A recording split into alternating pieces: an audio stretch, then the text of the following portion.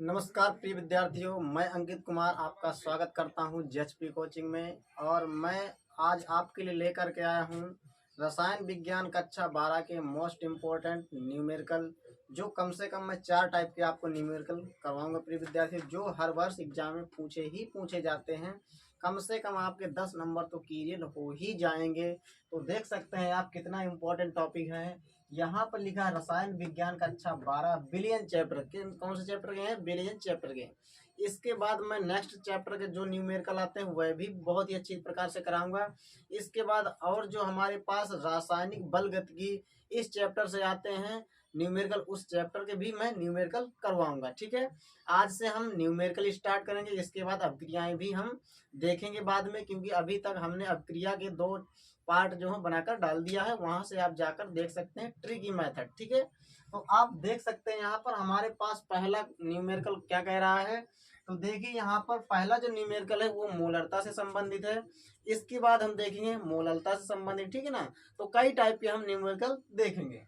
तो देखिए पहला हमारे पास न्यूमेरिकल कह रहा है कि 20.6 ग्राम NaBr को 500 मिली जल में घोला गया है, यही कह रहा है ना। ठीक है, प्राप्त विलयन की मोलरता क्या होगी या ज्ञात कीजिए, कैसे भी कह सकता है सवाल में। तो यहाँ पर हमें क्या करना है कि मोलरता पूछ रहा है। क्या पूछ रहा है? मोलरता पूछ रहा है। तो सबसे पहले हमें पता करना पड़ेगा कि मोलरता होती क्या है, यानी मोलरता का फॉर्मूला क्या होता है। अगर आपको मोलरता का फॉर्मूला पता होगा तभी आप इस न्यूमेरिकल को उड़ा सकते हैं, अन्यथा आप बिल्कुल नहीं कर पाएंगे। तो देखिए सबसे पहले हम मोलरता का सूत्र जानेंगे। तो देखिए यहाँ पर आप लिखेंगे हल। ठीक है ना, हल डाल करके यहाँ पर हेडिंग ऐसे सबसे पहले हम क्या जानेंगे? मोलरता का सूत्र। तो मोलरता बराबर जो होता है मोलरता बराबर क्या होता है? मोलरता बराबर होता है विलेय के मोलों की संख्या, और विलेय के मोलों की संख्या बटे क्या होता है? विलयन का आयतन लीटर में, यही होता है ना। तो हमें क्या जानना पड़ेगा? जो हमारे पास विलेय की मोलों की संख्या बराबर होता है भार बटे अणु भार। तो डायरेक्ट मैं यहाँ पर फॉर्मूला लिखे दे रहा हूँ। तो देखिए यहाँ पर हमारे पास विलेय का भार होता है, गुणे में क्या होता है 1000। ठीक है, और बट्टे हमारे पास क्या होता है? अणु भार विलेय का, गुणे होता है विलयन का आयतन, वो भी किस में होता है? ml में। क्योंकि यहाँ पर होता है आयतन लीटर में। आयतन किस में होता है? लीटर में। तो हम लीटर को हमेशा किस में बदल लेते हैं? मिलीलीटर में बदल लेते हैं, क्योंकि सवाल जो होता है, जो न्यूमेरिकल होता है, वो हमेशा किस में दिया होता है? ml में दिया होता है। ये आप ध्यान में रखिएगा। अगर सवाल जो है लीटर में ही दिया हो तो आपको कोई दिक्कत नहीं, आप बिल्कुल ही नहीं बदलेंगे। जैसे यहाँ पर 500 लीटर दिया होता तो आप यहाँ पर क्या करते? 1000 बिल्कुल ही नहीं लगाते। ये आप बहुत ही ध्यान में रखेंगे। अगर सवाल में क्या लिखा हो? मिलीलीटर लिखा हो, अगर यानी मतलब ml लिखा हो, तब आप क्या करेंगे? ये जो हमारे पास लीटर होता है, यहाँ पर क्या होता है? बिलियन का जो आता है लीटर में होता है, उसे आप 1000 के ऊपर गुणा करा देंगे तो वो किस में चेंज हो जाएगा? ml में चेंज हो जाएगा। ये आप ध्यान में बात रखेंगे। ठीक है, ये होता है हमारे पास क्या? ये सूत्र होता है। आप बहुत ही अच्छी तरीके इस सूत्र को याद में रखना। तो देखिए मोलरता बराबर हमारे पास ये लिखा है। ठीक है, अब देखना हमें ये हमारे पास जो दिया है ये क्या है। ये जो स्मॉल w आपको दिख रहा है, छोटा वाला w, ये होता है विलेय का भार। ये क्या होता है? विलेय का भार। तो यहाँ पर विलेय हमारा क्या है? तो लिखा है 20.6 ग्राम NaBr। 20.6 ग्राम NaBr है। NaBr को 500 ml जल में घोला गया है। तो इसमें घोला गया, घोला किसमें गया? इसमें। ये हमारा होता है विलायक, जिसमें घोला जाए वो होता है हमारा विलायक, जिसे घोला जा रहा है वो होता है हमारा विलेय। घोला किसे जा रहा है? NaBr को घोला जा रहा है। तो NaBr हमारा हो जाएगा सोल्यूट यानी विलेय। और हमारे पास किसमें घोला जा रहा है? जल में घोला जा रहा है। जल हमारा क्या हो जाएगा?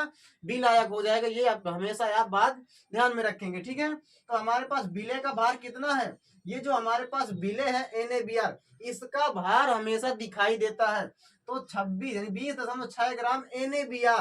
तो NaBr का भार कितना है? 20.6। भार हमेशा दिया होता है, ये हमेशा दिखाई देता है, हमेशा ध्यान में रखेंगे। ये हमारे पास स्मॉल w का मान कितना है?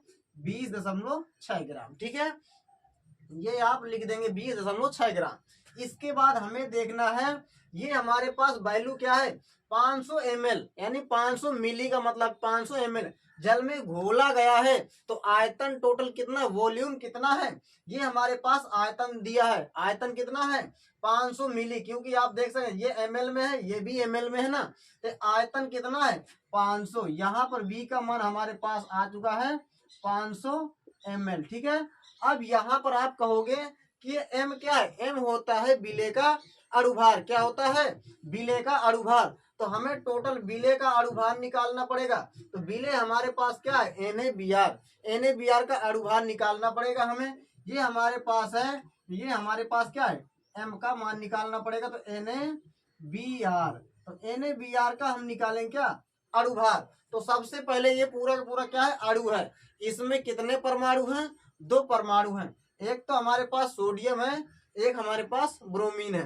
तो हमारे पास टोटल मिलकर क्या बना है अणु बना है। तो यहाँ पर हमारे पास सोडियम कितना होता है, तो सोडियम का अणुभार कितने नहीं, सोडियम का परमाणु भार कितना होता है, सोडियम का जो परमाणु भार होता है वो होता है 23। ये आप ध्यान में रखेंगे, सोडियम का कितना होता है परमाणु भार होता है 23, परमाणु क्रमांक कितना होता है 11 सोडियम का, ठीक है हमेशा। इसके बाद आपको क्या करना है ब्रोमीन, ब्रोमीन का जो हमारे पास है परमाणु भार कितना होता है वो होता है 80। ये आपको याद करके जाना पड़ेगा। शायद ये भी हो सकता है कि जो यहाँ पर जो जो वैल्यू होती हैं, जो परमाणु भार होता है क्वेश्चन में दिया भी होता है कभी कभी, ये आपको पता होना चाहिए, ठीक है। कभी कभी क्या है क्वेश्चन में दे भी देता है, कभी कभी नहीं भी देता है। ये हमारे पास क्या होता है सोडियम का ये क्या है परमाणु भार है, ये हमारे पास ब्रोमीन का परमाणु भार है। टोटल हम जोड़ देंगे तो m का मान कितना आ जाएगा, m का मान हमारे पास आ जाएगा, ये आ जाएगा हमारे पास 103। कितना आ जाएगा 103 हमारे पास यहाँ पर आ जाएगा, ठीक है। हम यहाँ पर आप क्या करेंगे अब वैल्यू पुट कर देंगे। अब यहाँ पर आप देखिएगा, यहाँ पर हमारे पास मान मिल चुका है। तो हमें सभी के सभी वैल्यू का रख देना यहाँ पर मोलरता बराबर। तो देखिए मोलरता, मोलरता बराबर, अब यहाँ पर हमारे पास डब्लू का मान कितना है 20.6 ग्राम। इसके बाद क्या है 1000 है, आप 1000 लिख देंगे। इसके बाद हमारे पास क्या दिया है, ये हमारे पास स्मॉल m, इसका मान कितना 103 आ गया है। अब यहाँ पर हमारे पास क्या है आयतन, आयतन कितना है 500 है ना, ये भी यहाँ पर हमारे पास लिखा 500। अब यहाँ पर आपको क्या करना है बस कैलकुलेशन कर देना है। तो एक जीरो से एक जीरो हमारे पास कट जाएंगे, ये दोनों जीरो, ये दो जीरो फाइनल हो चुके हैं।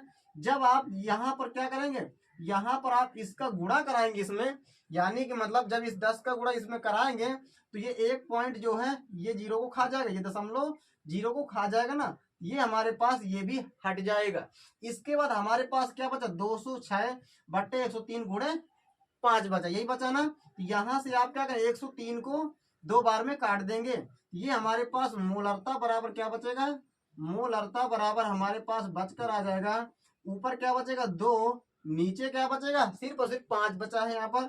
इसके बाद जब भाग लगाएंगे तो फाइनली हमारे पास आंसर क्या आ जाएगा, मोलरता बराबर, यहाँ पर आता कि भाग लगाएंगे तो भाग नहीं जाता, जीरो बढ़ाना पड़ेगा। यहाँ पर पॉइंट लगा लेंगे तो 5 को 20, 4 बार जाएगा ना। यहाँ पर हमारे पास आंसर क्या आ चुका है 0.4। लेकिन आप ध्यान में रखेंगे कि इसका मात्रक जरूर लिख देना है। तो मोलरता का मात्रा क्या होता है, देखिए विलेय के मोलों की संख्या बटे बिलियन का आयतन, ये तो होता है सूत्र। तो विलेय की मोलों की संख्या को डिनोट करते हैं मोल से।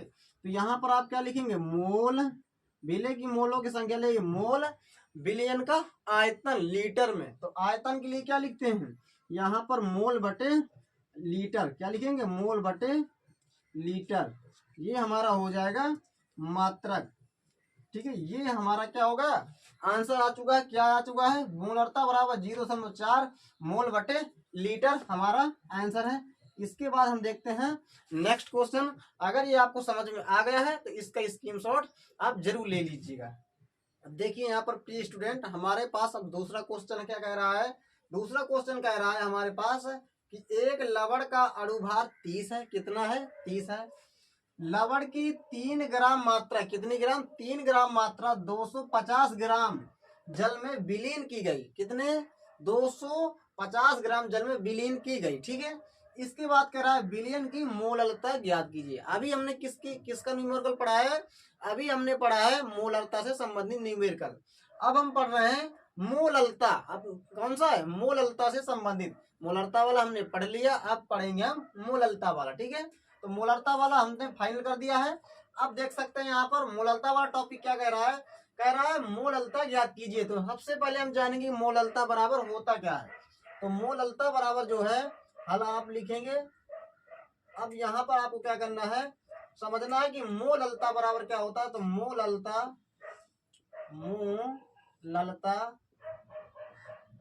मोललता बराबर होता है, वही होता है जहां हमारे पास क्या था, विलयन का आयतन था ना, तो वहां पर आयतन को हटा करके विलय का भार कर दीजिएगा आप। बस आपका हमारा क्या बन जाएगा, सूत्र बन जाएगा। तो ऊपर हमारे पास ये विलय का भार, अणुभार, ये विलय का भार है और 1000। इसके बाद क्या था हमारे पास, विलय का अणुभार था गुणे जहां विलयन का आयतन था, तो वहां विलयन के आयतन को हटाकर क्या लगा देंगे, विलायक का भार। तो विलायक का भार आप कर देंगे, ये हमारा किसका सूत्र बन जाएगा, ये सूत्र बन जाएगा हमारा मोललता का। ठीक है, आपको ये बात जरूर ध्यान में रखना है, ये हमारा क्या है, सूत्र है मोललता का। अब हमें तो पता है कि ये W क्या होता है, ये होता है विलय का भार। ये क्या होता है, W विलय का भार। ये M क्या होता है, M होता है विलय का अणुभार। ये W क्या आता हो, ये होता है विलायक का भार होता है। ये क्या होता है, विलायक का भार। ये हमेशा बात ध्यान में रखेंगे। तो देखिए W हमारे पास विलय का अणुभार है, तो विलय का क्या है, ये विलय का भार है, ये विलय का भार। तो विलय का भार कितना है, तो यहाँ पर एक लवण का अणुभार, लवण का अणुभार तो दिया है, मोलिक्यूलर वेट M तो हमारे पास दिया है। M का मान कितना है, M का मान है 30। कितना है, 30 दिया है। इसके बाद हमारे पास विलय का भार कितना है, का लवण की 3 ग्राम मात्रा। कितनी ग्राम, 3 ग्राम मात्रा। कितने में घोला गया, 250 ग्राम जल में घोला गया, यानी विलीन किया गया। ठीक है, तो कितने ग्राम है, 3 ग्राम। तो हमारे पास स्मॉल W का मान कितना हो जाएगा, 3 ग्राम हमारे पास हो जाएगा। कितने ग्राम में घोला गया है, 250 ग्राम जल में घोला गया है, यानी विलीन किया गया है। तो ये हमारे पास ये जल क्या होता है, जल होता है विलायक। तो कितना है, 250 ग्राम। ठीक है, तो ये हमारे पास W का मान कितना हो जाएगा, W का मान हमारे पास हो जाएगा 250 ग्राम। ये हमने यहाँ पर मान टोटल तीनों के तीनों लिख लिया है। यहाँ पर आप अब क्या करेंगे, आप वैल्यू यहाँ रख देंगे, आपका आंसर आ जाएगा। तो देखिए मोललता बराबर आप क्या कैसे रखेंगे,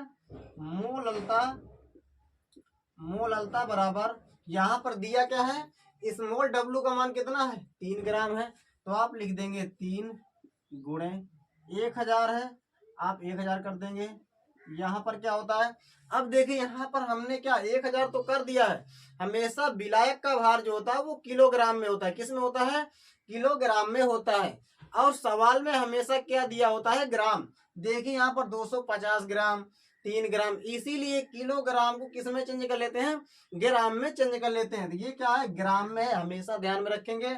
अब ये ग्राम, ये किलोग्राम में पहले था, इसे हमने ग्राम में चेंज कर लिया, 1000 का गुणा करा दिया ऊपर। ठीक है, अब यहाँ पर हमारे पास M का मान कितना है, M का मान है 30। हम यहाँ पर रख देंगे 30 गुणे W का मान कितना है, यानी कैपिटल W का मान 250, आप यहाँ रख देंगे 250। अब इसके बाद आपको काट देना है। तो देखिए यहाँ पर 0 से 0, 1 0 से ये 0 कैंसिल हो जाएगा, यहाँ पर 3 से 3 कैंसिल हो जाएगा। अब आपके पास बचा क्या है, 10 बचा है और 25 बचा है। क्या बचा, 10 और 25। यहाँ पर आप उतार लेंगे, ये हमारे पास मोललता बराबर 10 बटे हमारे पास क्या है, 25 है। जब इसका भाग लगाएंगे आप तो कितने बार जाएगा, 0.4। तो मोललता बराबर हमारा आ जाएगा, मोललता बराबर 0.4 हमारे पास क्या आ जाएगा आंसर, तो 0.4। इसके बाद आप क्या करेंगे, मात्रक जरूर लिख देंगे। तो क्या होता है, मोल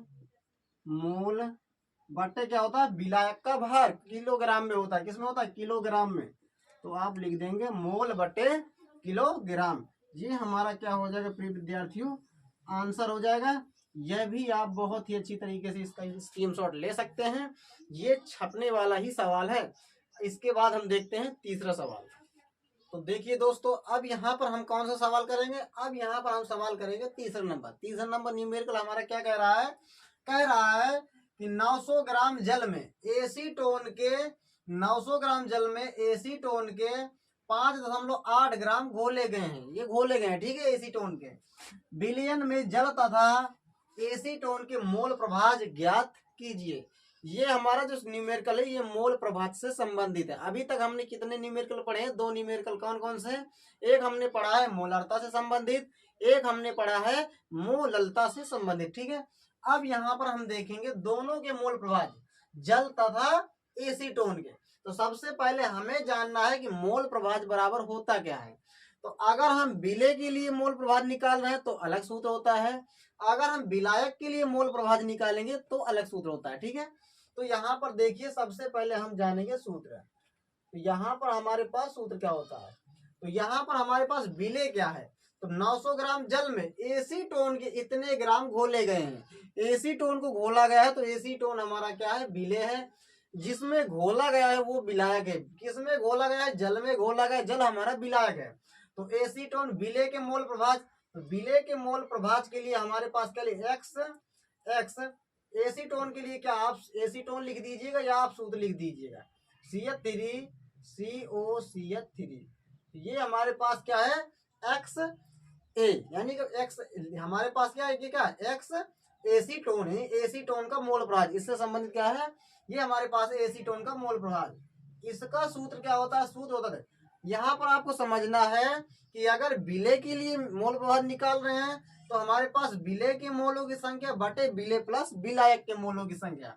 तो विलेय के मोलों की संख्या के लिए आप स्मॉल n मान लीजिएगा और स्मॉल n प्लस n, ये हमारा होता है क्या, सूत्र होता है। ये किसका होता है, ये सूत्र होता है केवल विलेय के लिए, ये विलेय का मोल प्रभाज का सूत्र है।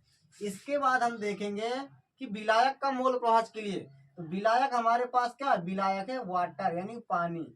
तो H2O का मोल प्रभाज, यानी H2O का मोल प्रभाज, एसीटोन का मोल प्रभाज। तो H2O का मोल प्रभाज, H2O हमारा क्या है, विलायक है। तो विलायक के लिए हम क्या मानेंगे, कैपिटल N और capital N plus small n। ये हमारा दोनों का दोनों क्या होता है, सूत्र होता है। सबसे पहले आप सूत्र लिख लीजिएगा। अब यहाँ पर हमें क्या पता करना है, ये n और ये n पता करना है, ठीक है। यहाँ पर हम देखेंगे स्मॉल n, ये क्या है हमारे पास स्मॉल n, तो हम पता करेंगे स्मॉल n।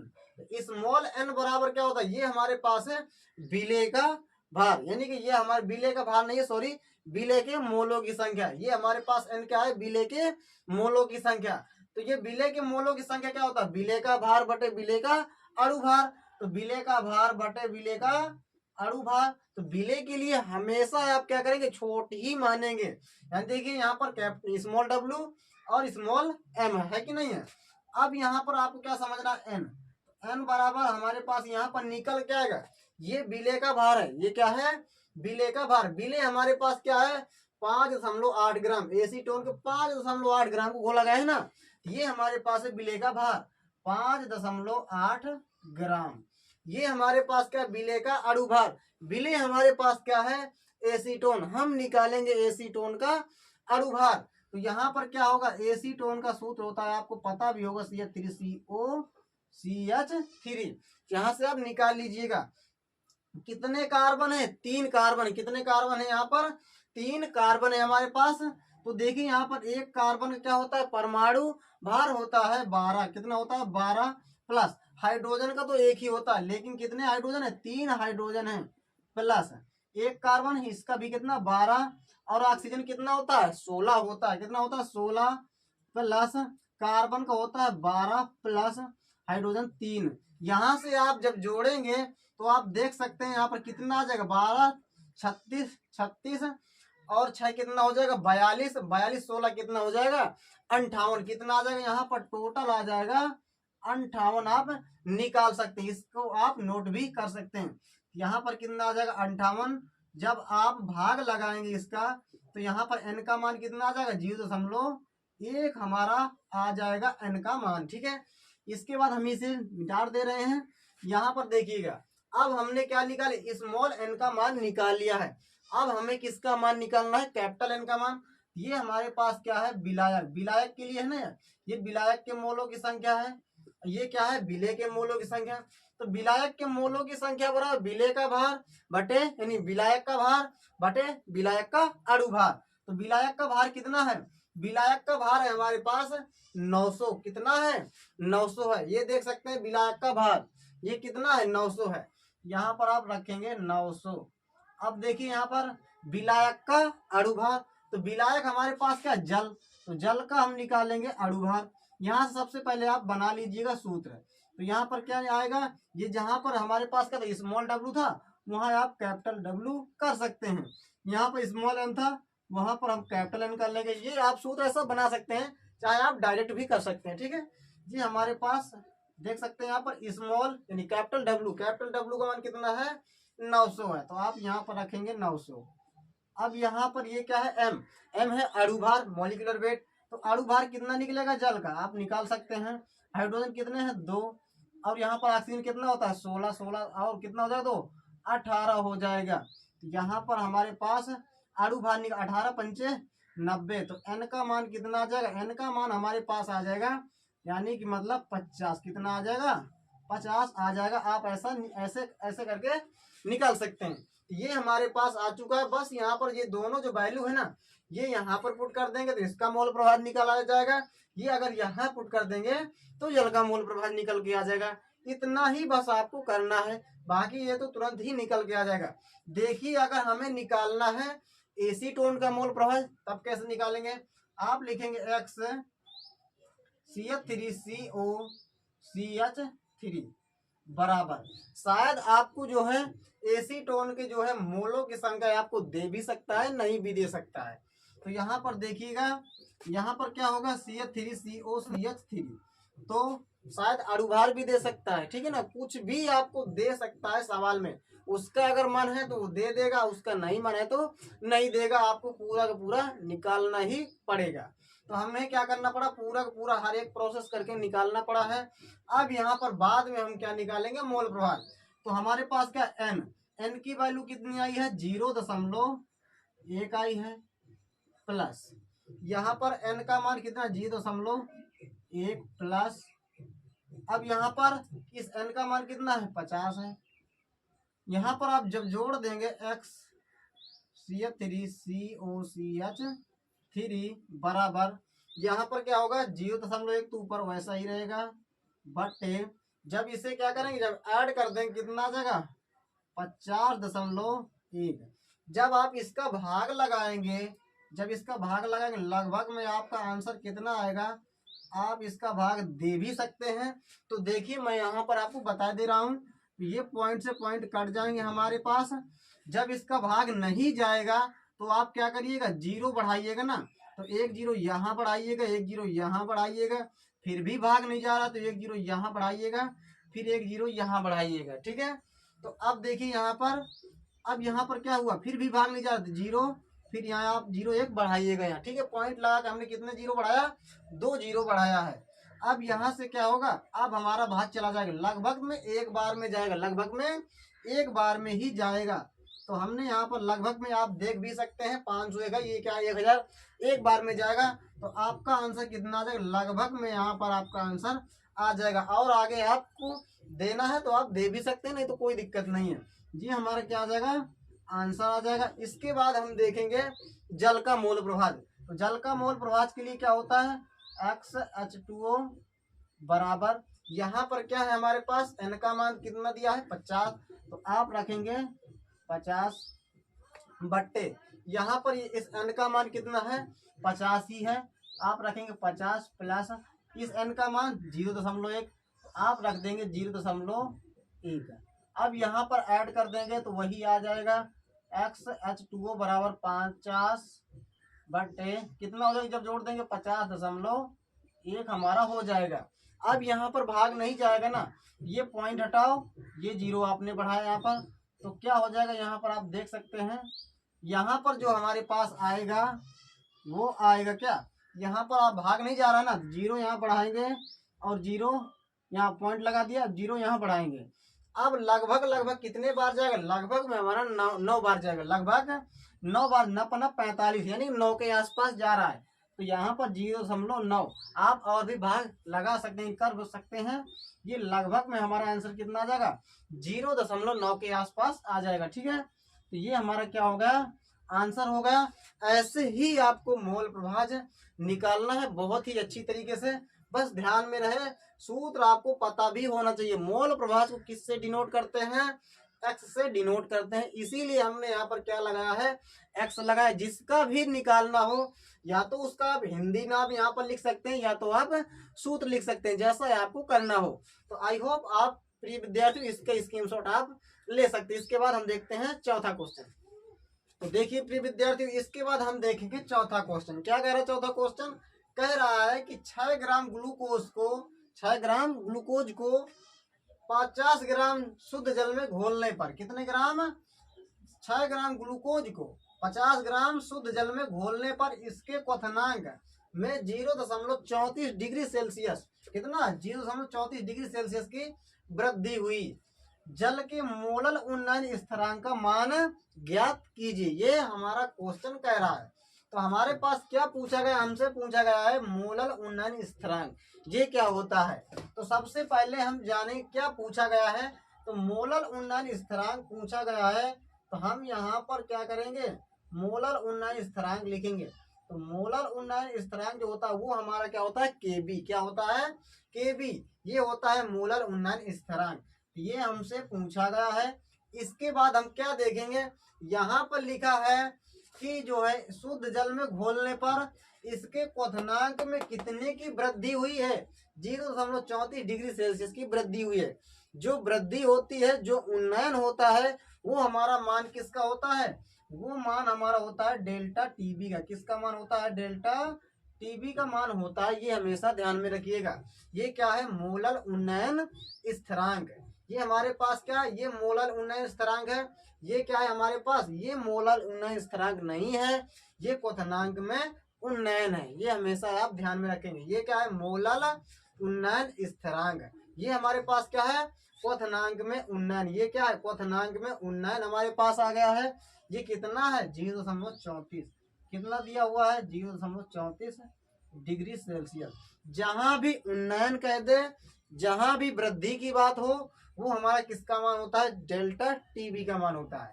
अब यहाँ से 6 ग्राम ग्लूकोज को 50 ग्राम शुद्ध जल में घोला गया है। ग्लूकोज कितना है, 6 ग्राम है। ग्लूकोज का भार कितना है, 6 ग्राम। तो भार के लिए हम क्या करते हैं, स्मॉल डब्लू मानते हैं। कितना है, 6 ग्राम।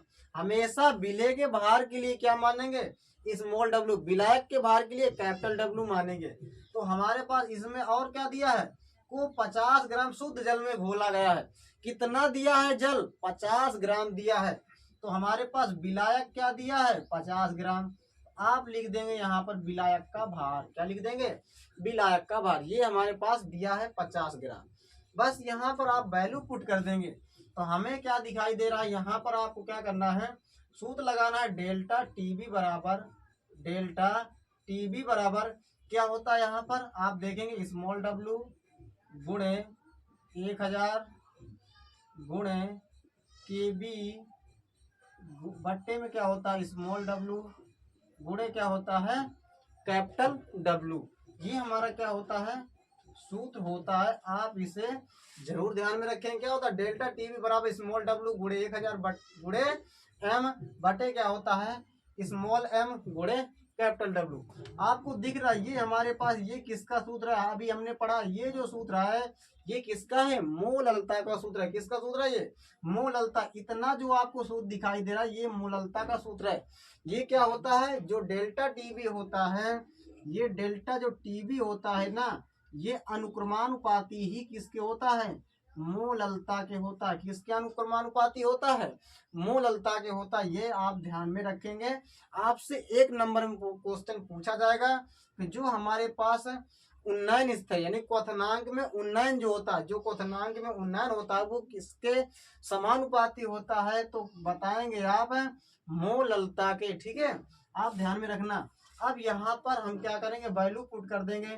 तो डेल्टा टीबी बराबर इसका मान कितना है, 6। आप लिखेंगे 6 1000 है, गुणे क्या है, इसका मान हमसे पूछा गया है, इसका मान भी दिया है, आप रख सकते हैं डायरेक्ट, कितना 0.34, कितना 0.34, के बी का मान हमसे पूछा गया है। अब यहाँ पर क्या करेंगे, स्मॉल एम, एम का मान कितना है, यहाँ पर एम का मान हमारे पास नहीं दिया है, हमें एम का मान निकालना पड़ेगा। एम हमारे पास क्या है, एम हमारे पास दिया है, ये होता है अणुभार, किसका, विलेय का। तो विलेय का भार तो दिया है लेकिन अणुभार नहीं दिया है, तो हमें निकालना पड़ेगा, क्या होता है सूत्र, ग्लूकोज का, ग्लूकोज विलेय है, इसका अणुभार निकालना पड़ेगा, तो होता है C6H12O6, यही होता है ना। अब यहाँ पर आप क्या करेंगे, बस लगा लेंगे, एक कार्बन कितना होता है, 12, एक कार्बन कितना होता है, 12 होता है, कितने कार्बन, 6, कितना, एक हाइड्रोजन का होता है, एक तो 12 हाइड्रोजन है, प्लस एक ऑक्सीजन कितना होता है परमाणु भार, वो होता है 16, कितना होता है 16, गुणे कितने हैं, 6 हैं। बस यहाँ पर आप जब करेंगे, यहाँ पर बचंग 72 हो गया हमारा पास, ये हमारा हो गया 12 और 16 छक्का 96, यहाँ से हमारा 6 2 8 2 10, यहाँ पर क्या 9 1 10 7 17 17 1 18, यहाँ पर हमारे पास निकल के आ गया एम का मान 180 निकल के आ गया है। तो यहाँ पर क्या रखेंगे 180 गुणे डब्ल्यू का मान कितना है 50। जब यहाँ से आप हल करेंगे तो देखिए 1 0 2 0 1 0 2 0, 36 का 18 यहाँ से हमारे पास कट जाएगा और हमारे पास क्या बचा 0.34 बराबर ऊपर कितना बचा है 10 गुणे हमारे पास क्या बचा है के बी, नीचे क्या बचा 3 गुणे 5, यही बचा है ना। अब यहाँ से आप क्या करें 5 दूनी 10 काट देंगे, अब यही हमारे पास क्या बचा 0.34 बराबर 2 गुणे के बी, 2 गुणे के बी कितना बचा है 3 बचा है ना। अब देखिए 200 इसे काट सकते हैं ना, 200 इसे काटेंगे तो 0.17 आ जाएगा कि नहीं आ जाएगा, तो 0.17 आ जाएगा, तो 0 हमारे पास 17 बराबर क्या बचा है के बी, नीचे क्या बचा है 3, तो आप कैंची गुणा करा देंगे 17 × 51, तो हमारे पास के बी का जो मान आ जाएगा वो आ जाएगा 0.51 आ जाएगा, क्या आ जाएगा 0.51, आपको कैलकुलेशन करना ही पड़ेगा।